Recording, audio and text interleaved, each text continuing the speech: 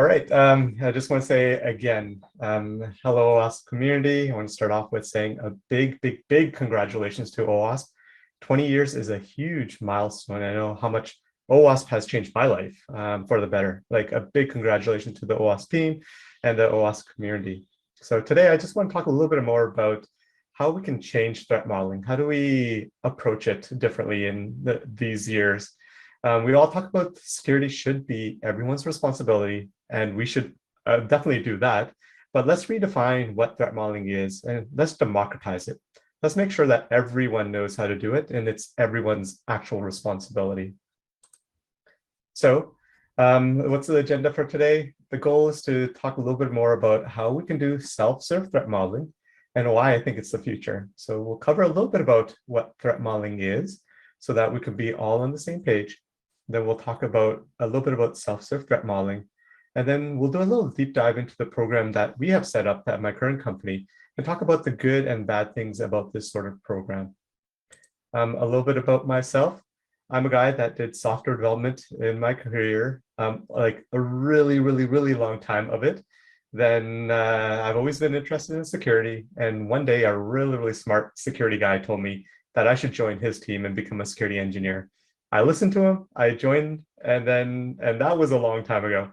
And I've done security for a long time now. And these days I try to help other people to learn about security and get into security, which is why I've been super involved with OWASP in the last several years, and in particular, the Vancouver chapter here, and making sure that we get good speakers that come out and introduce new speakers to OWASP as well. So one fun fact about me, I'm really good at knowing my family because I like to talk a lot about risk. Having said that, I was definitely not able to predict the yeast shortage at the beginning of the pandemic. I could not have ever envisioned that everyone would go on a bread baking binge. So it was upsetting to me because I wasn't able to make pizza for like a month. But fortunately, now I have been able to mitigate that risk I have a good supply of yeast, and then hopefully it doesn't run out. Okay. So let's talk a little bit about threat modeling. Again, I don't really want to spend too much time about it, but I want to make sure that we're on the same page with respect to threat modeling. What is threat modeling? The goal of threat modeling is pretty straightforward. We want to identify the assets that we have in our system and figure out the risks to those assets. Once we understand the risks, it's really possible for us to think about all the different ways that we can protect our assets. And at the very base of threat modeling, it should be simple, transparent, and we should ensure that everyone has a voice. Everyone's opinion is very different about a particular system and how you can attack it. So making sure that everyone is involved will help make sure that we build a robust system. Okay, why is threat modeling important? There are many different reasons for why it's important. Security is embedded right into the design phase. As an industry, we talk a lot about shifting left. We talk about it because the further left you shift security, potentially your system will become much more robust and it can withstand a lot of attacks. So threat modeling is very far left because we're performing security right in the design phase. This also means you can fix vulnerabilities before they are actually created in the system. So you can, which is amazing, you can fix vulnerabilities before a single line of code has been written. Threat modeling is also a great way to discover assets in your system. So when you're architecting a solution, or when a developer is architecting a solution, if you know your assets, it'll make sure that you think more about the resiliency of those assets. Or if you have an attacker mindset as a developer, you'll think about the various ways you can cause harm to those assets. So having thought about that while you're in the design phase, you'll make sure that you start thinking about ways to make it more resilient. Threat modeling is great to prioritize your remediation efforts. You'll discover problems in your system when you threat model. You just need to figure out what all those problems are, which ones are important, which ones that are less important. So then you can figure out which ones you need to mitigate right away. It's a document of threats, mitigations, and assumptions. So for me personally, I love the paper trail of threat models. When I joined my current company, I peeked around, looked at the various threat models that they've done in the past, and it gave me a real good understanding of how this company really thought about threats and how we want to address those threats. And also making sure that we have a document is important because threat models do go stale. So if you have a document of all these previous threat models, you can look at them occasionally and make sure that the assumptions that we've made in the past are still valid assumptions. They might not be valid assumptions any longer. Something you consider as a low risk in the past might now be a critical risk now. So having it documented really makes it easier to go back and revisit them. And I love that, like, threat models are a great tool for a security researcher, especially if you're engaging with them for pen testing. So we've started doing that with some of our threat models, and we get to share these documents. And I love having a security researcher just go in, and we made a bunch of assumptions, have them either prove that the assumptions were correct or that they were wrong. And it makes you know that you're building a proper system. Okay.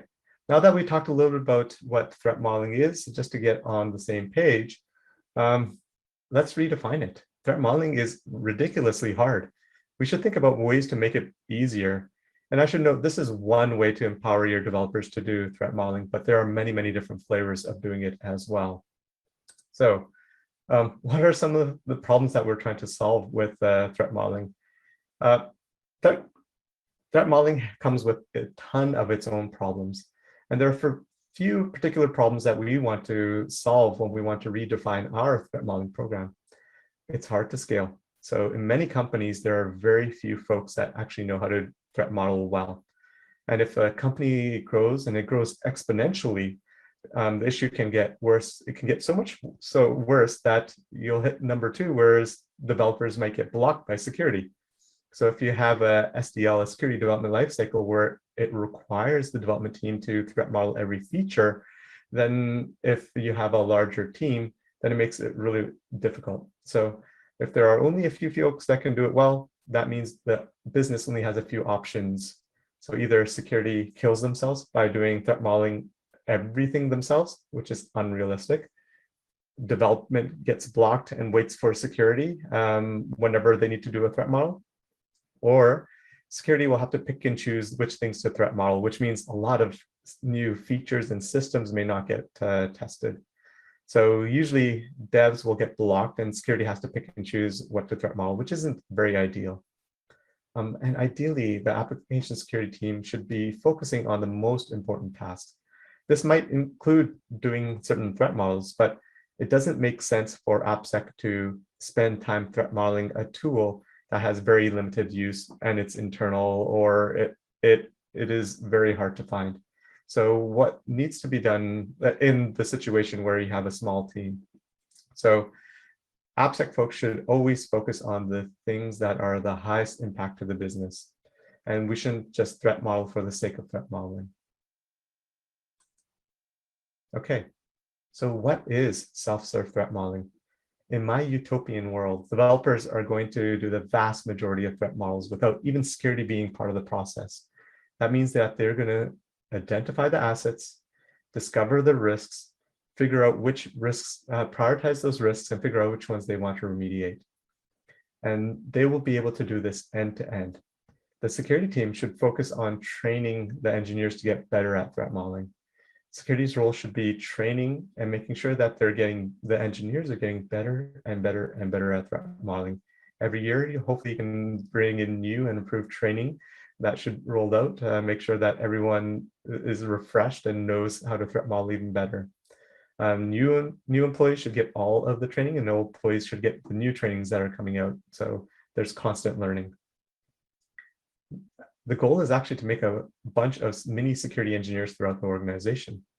At some point, you'll have an army of mini security engineers, which means that they'll be empowered to find bad things in the systems, and they'll want to fix those bad things. They're the ones that discovered it, so they have an incentive to actually resolve those things. So it just makes things a lot better having this sort of model. And security gets to scale throughout the entire organization. With self-serve threat modeling, it means that security can fit to any size of organization. Doesn't matter if you have 10 engineers or if you have 10,000 engineers. When the engineering team can do the threat models themselves, security will be able to scale. So does it really solve our problems? Well, Self-serve threat modeling, we considered threat modeling is hard to scale. Well, when everyone is trained to threat model, by definition, we just scaled our program. The engineering team can now go and do the vast majority of threat models themselves. Engineering should no longer be blocked by security, since now that they can do the threat model themselves, they don't have to wait for us. They can just do threat models whenever they need to.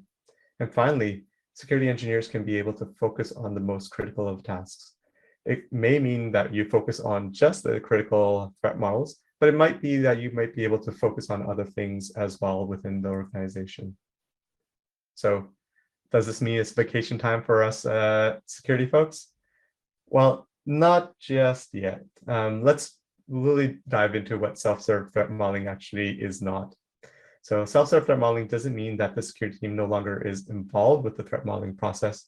It's a program where security can now focus their efforts on being better according to the risks of the organization. So if we're concerned with authentication or authorization or PI or PHI, we can just focus our efforts on tackling those sort of things. Self-serve threat modeling also isn't an excuse to blame the developers if they miss something. We're not going to point fingers at developers if they missed a risk. The program is a team effort, and it's all of our responsibility to make sure that we're securing our applications. This also doesn't mean that security is out of a job. Yeah, we know that once like one of our responsibilities is taken care of by someone else, there is going to be 100 others to replace that one responsibility. So unfortunately, security is always going to be busy.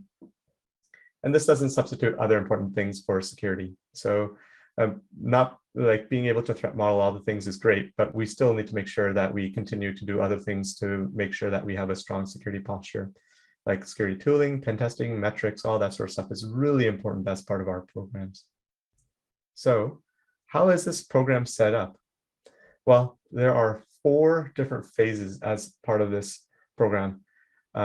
Training phase, which is you actually train the developers. Observation phase is where the engineers are now leading the threat modeling session, and the security team is in the room, listening in, coaching and advising them. The review phase, which is security teams no longer in the threat modeling sessions. The engineers will actually do the threat models themselves, and security will review and make sure everything has been accounted for. And then the security optional phase is actually where security is optional. They can choose to look or not look at it. So although I say there's 4 phases, this is actually, in my opinion, there's only really 2 phases. It's the training phase. So training is training. Observation phase is really training version 2. Review phase is really training version 3. And security optional phase is the security optional phase. So there's training and security optional. And I'll dive into deeper why I think that it's mostly training. So training phase, in order to do self-serve threat modeling, engineers need to learn how to actually threat model. So we had some principles that we came up with when it came to the training itself. We want to make sure that engineering is motivated to learn. So I'm not too sure if everyone's the same way as me, but I tend to learn when the material is fun and engaging. You want the engineers to actually want to learn. You want them to show up to these training sessions and be eager to figure out what's going on. So you have to make those sessions interactive. Have a lot of questions for the group. It shouldn't be one-way communication. Keep the group small so that people are comfortable to actually speak and get involved. It has to be really a group effort when it comes to actually doing these sessions. We also want to say that security is a marathon and not a sprint. Who says you have to do all the trainings at once? This is a multi-year program, and you don't have to do 100% of the training in one sitting. So make the training in a way that it's easy to learn and retain the information. Teach engineers things relevant to your business. Threat modeling training should be done in the same vein as threat modeling within your org. If you do risk assessments, train engineers to do risk assessments. If you use Stride to find vulnerabilities, train engineers to do Stride to find vulnerabilities. Incorporate our threat modeling workflow into the training.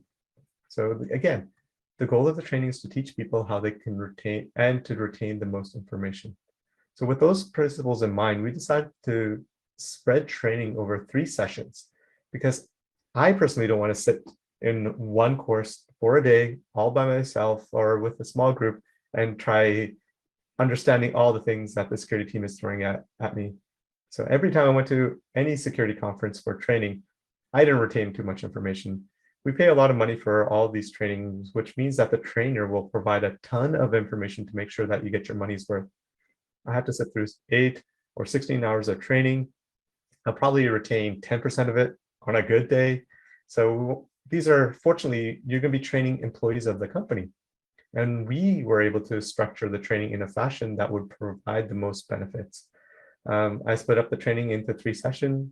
The first one, I want to introduce the concept of threat modeling, and we use Stride internally. So I want to introduce those concepts. The point is to get them familiar with the concepts. And we did a little bit of hands-on practice so that they got to use the concept that they're learning. The second session that we set up was to introduce the concept of assets and data classification, which are important to our organization. So there weren't as many new concepts, and we did a lot more exercises. They were much, much deeper into the examples. And the third one was to actually do a threat modeling session with a piece of the application that the development team owned. That way they get to get their hands super dirty and they really understand how things work from end to end for threat modeling. So training folks this way made it really easy for them to retain information and actually get something out of these sessions. Again, we don't want to bombard them with information and then throw them into a fire and say, do it. We want to make sure that we train them appropriately and work with them. So some notes about just some of the learnings that we had. Remember, it takes years for us as security professionals to get good at training or at threat modeling. So it's going to take engineers about the same amount of time to be good at it as well. You need to train them up and make sure it's an easy, digestible format for them. And try different things and concepts. We started teaching threat modeling with every sort of everyday things that people did. So we started with personal safety. People, they really related to that. And we moved from physical safety concepts and we sort of slowly tried to translate them to the threat modeling examples. So try a few different things and see what works really well. And which is why I always love to tell you, fail fast. And I'm going to repeat myself a lot as a part of it. Throw out your training, get feedback, iterate on it. I did that a few times, and with my program, I had beta engineering team. They tested it out. They gave me great feedback. I iterated on it, got more feedback, and within a couple of iterations, I got my training 95% of the way there. The sooner you can get it out and get people to give you feedback, it makes it a lot easier. Also, I've never done trainings over Zoom until COVID, so that was an interesting experience. So some of the hints that what I recommend is get people to leave their video on. If it's a small group, they don't mind and they know people in that group. And make sure to ask random people questions. It helps keep people on their toes and they'll pay more attention. I know that's kind of mean, but I had a lot of fun with it, and same with the groups that I did. So what's the observation phase? Like I mentioned, this is really training version 2. So you move from learning the theory or to becoming an intern or having some hands-on apprenticeship. So have the engineering team focus on getting all of their appropriate documentations prepared for the threat modeling sessions. We should make sure that they take lead of the threat modeling sessions themselves. And this doesn't take too much extra time from the engineering team. A particular engineer may put in an extra half an hour to get the documentation in order. They get the information set up. They set up the meetings, make sure the right people are involved. It's not that much of an uplift. And the goal of the stage is to make sure that the engineering team is good enough to do threat modeling on their own. And try not to tell the engineers what the vulnerabilities are. Just give them hints and coach them towards it as well. Work with them to figure out the prioritization once they figure out all the vulnerabilities, which ones they should remediate immediately and which ones we can leave them for later. The goal is that every engineer should leave those threat modeling sessions feeling that they've learned something new. And once you start seeing them find all of the critical and high priority vulnerabilities, then you know that they're getting ready to move on to that next stage. So some of the notes that we've discovered during the observation phase is, again, your job is to coach and get them to a place where they can do threat modeling without you. It's in your best interest to get them to learn. I help the engineering teams, especially at the beginning with the documentation. And I use that one-on-one time to sell threat modeling to the engineer, talk to about how great it would be when security is no longer involved as part of the process. And you got to remember, threat modeling is a team sport. Make sure you have enough people in the conversation and the opinions are diverse enough as well. You want to build out a robust system. I love to direct message people that are not really talking enough in the threat modeling sessions. Everyone's voice counts. Teach people to call out other people for being quiet. I've learned a lot of times when I call folks out, they come up with amazing threats that I didn't even consider myself. So it's super important to do that. And the more the conversations that we have during the sessions, the better the actual threat model threats that we actually discover. I love closing the loop with engineers afterwards. Let them know that they did a bang up job and give them a hearty congratulations. And one thing to note is that some people are just super natural at threat modeling. So literally the first time that we did this, me and a coworker were fairly senior. We had two engineers that were part of it. So they prepared the documentation. We got into a room, we talked about the vulnerabilities and tried to figure out how, which ones that we want to deal with. Me and my coworker literally did not provide any additional information as part of that session. The engineers, they discovered all of the vulnerabilities that we had in mind. I was super proud of them. Like it was a huge hit on my ego. Like I thought I would be relevant for a little longer, but these engineers, they made me feel that I was replaceable, which is ultimately a good thing. Like it means then I can go focus on other things. Okay, the review phase is where we're at our current company. Security is not actively involved in some of the threat models. There are some teams that are good enough that they're threat modeling on their own. And what we do as security folks, we actually just review the artifacts. So again, the engineers, they put together the documentation, they do the threat model, they'll prioritize the vulnerabilities, and they'll figure which threats that they should remediate immediately and ones which they can leave for later. We will review the artifacts just to make sure that they've discovered all the critical and high vulnerabilities. And in reality, we've been running into these situations quite a few times just at my current company. Like there have been a few situations where the engineer didn't realize that they were not supposed to go ahead and do an entire threat model on their own while they did it. And they did it when they put together the threat modeling documentation. So it was still scheduled the threat modeling session. And we would get into the meetings to discover that they've done all the work. And they came up with a ton of great threats to the system and did a fantastic job. I think in most of those situations, they've covered about 90% of the issues. And a lot of the times they've discovered things that I didn't even consider. So they know their systems really well, and they're better at threat modeling their systems than I am. So the security optional phase. This is where security utopia is. And this is what we all dream about. Security is truly optional in this phase. Pretty much all the features being developed should be threat modeled.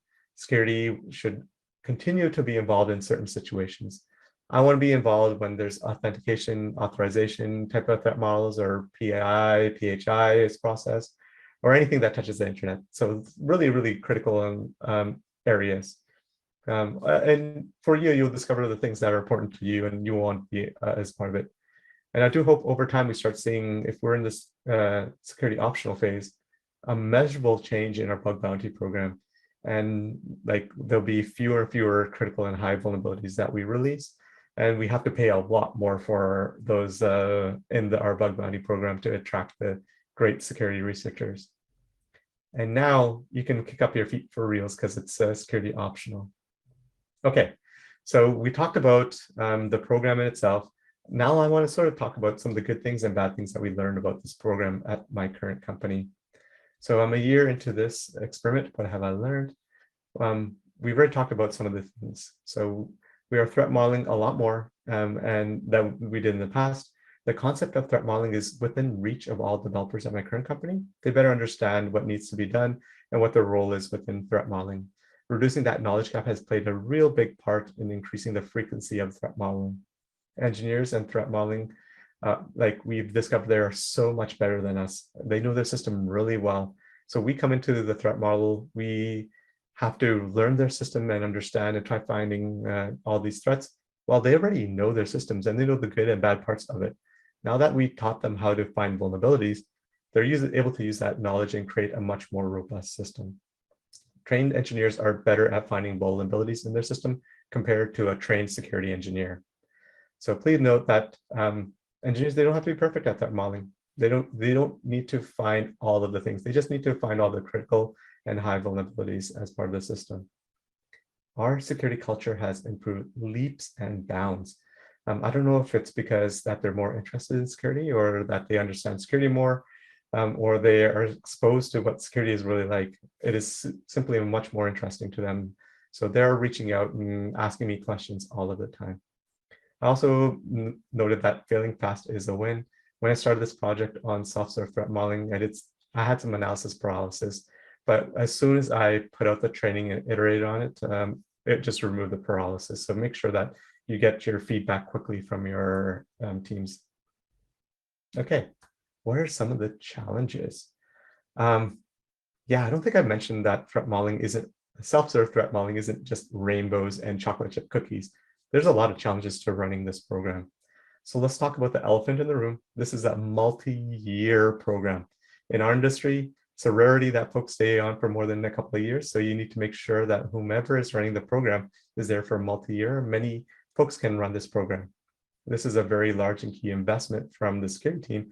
You need to make sure that there is some sort of continuity with this program that will last, even if someone were to leave the organization.